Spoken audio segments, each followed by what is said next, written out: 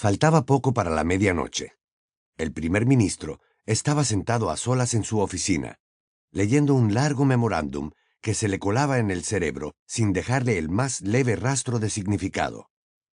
Esperaba la llamada del presidente de un lejano país, y mientras se preguntaba cuándo la haría el muy condenado, intentaba borrar los desagradables recuerdos de una larga, agotadora y difícil semana, por lo que en la cabeza no le quedaba sitio para otra cosa.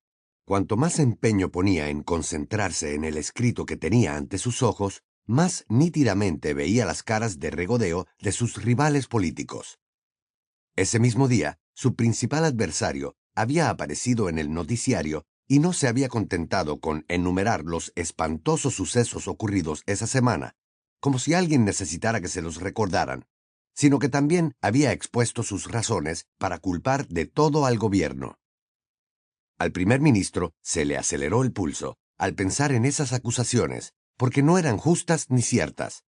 ¿Cómo querían que el gobierno impidiera que el puente se derrumbara? Era indignante que alguien insinuara que no invertían suficiente dinero en obras públicas.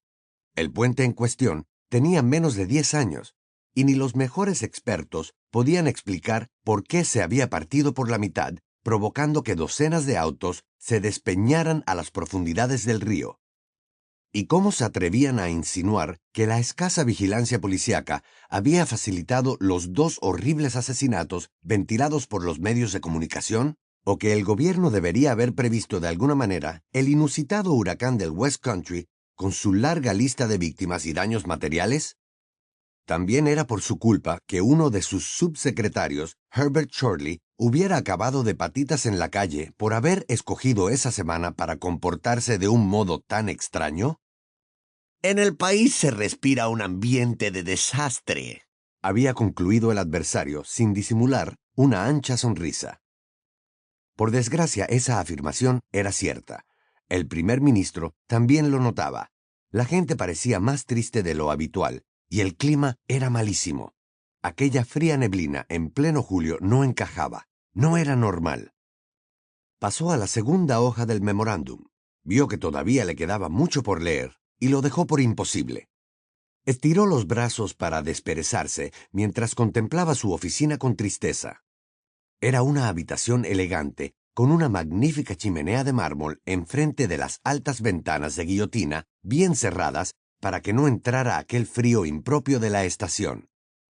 Al notar un ligero temblor, se levantó y se acercó a las ventanas para observar la tenue neblina que se pegaba a los cristales. En ese momento, mientras se hallaba de espaldas a la habitación, oyó una débil tos detrás de él. Se quedó paralizado, con la nariz pegada a su asustado reflejo en el oscuro cristal. Conocía esa tos. No era la primera vez que la oía.